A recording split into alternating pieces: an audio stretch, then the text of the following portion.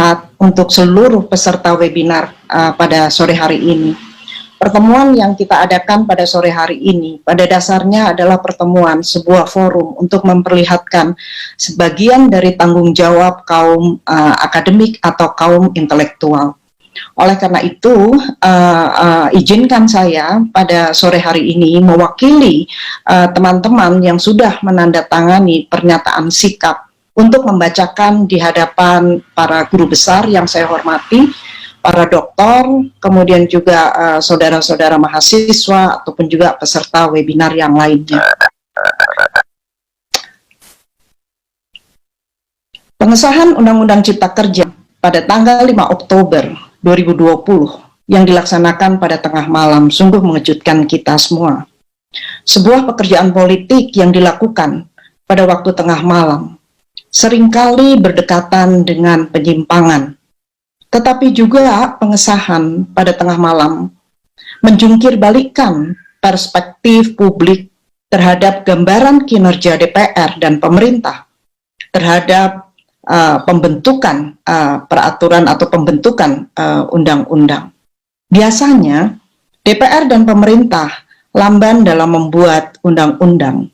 Bahkan undang-undang yang jelas-jelas dibutuhkan oleh rakyat malah ditunda pembahasannya.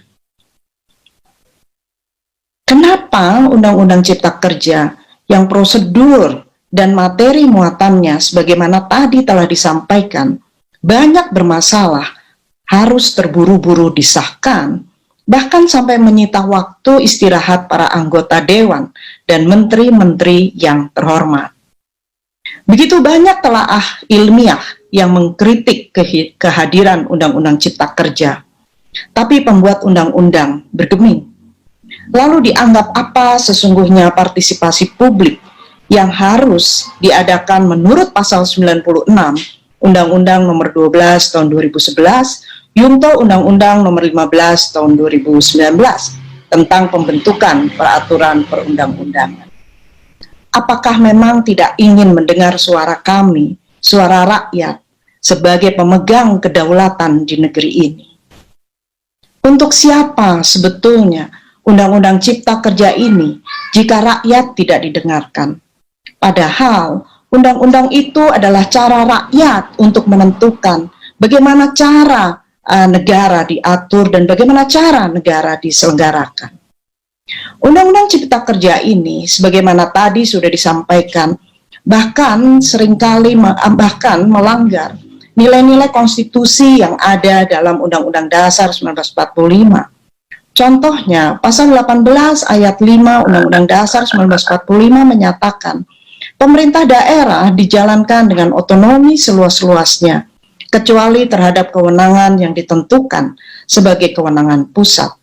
Ternyata, Undang-Undang Cipta Kerja ini banyak sekali menarik semua kewenangan ke pusat dengan ratusan peraturan pemerintah yang menjadi turunan undang-undang ini. Peran pemerintah daerah dengan demikian seakan-akan dikerdilkan. Jakarta menjadi terlalu kuat, bahkan pendapat asli daerah bisa berkurang karena undang-undang inisiatif dari pemerintah. Hak-hak buruh pun, sebagaimana kita lihat kemarin demonstrasi terjadi besar-besaran, seakan-akan diambil alih dengan menyerahkan melalui peraturan perusahaan. Bagaimana relasi buruh dan perusahaan dapat adil jika buruh diwajibkan mematuhi aturan perusahaan yang dibentuk oleh perusahaannya? Jangankan hak manusia, hak lingkungan hidup pun diabaikan. Pak Presiden, Bapak Menteri, para anggota DPR yang terhormat, serta semua tim yang terlibat di dalam pembentukan Undang-Undang Cipta Kerja. Ini adalah keberatan yang disampaikan oleh para rakyat Indonesia, terutama dari kaum akademisi yang berasal dari berbagai universitas. Sebagaimana tadi sudah saya sampaikan, forum yang ada pada sore hari ini merupakan salah satu bentuk tanggung jawab kaum intelektual. Kami berharap agar bapak-bapak, ibu-ibu yang terhormat, serta saudara-saudara yang lainnya yang terlibat di dalam pembentukan Undang-Undang Cipta Kerja ini dengan sungguh-sungguh mendengarkan suara keberatan kami rakyat Indonesia. Sebelum saya akhiri, saya ingin mengutip pandangan dari Muhammad Hatta, salah satu founding fathers Indonesia, yang mengucapkan pidato pada Hari Sarjana di Universitas Indonesia.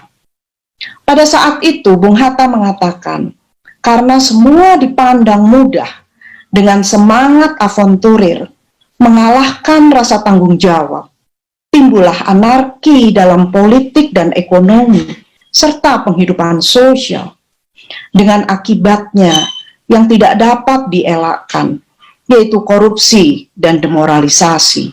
Muhammad Hatta, tanggung jawab moral kaum inteligensia.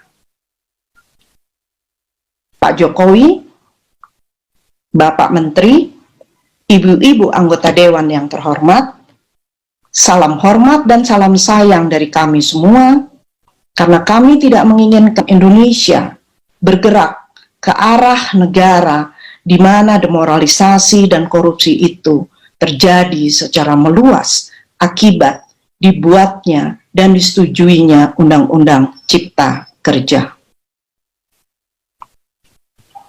Para guru besar, perwakilan dosen, perwakilan dekan dari berbagai universitas. Wassalamualaikum warahmatullahi wabarakatuh.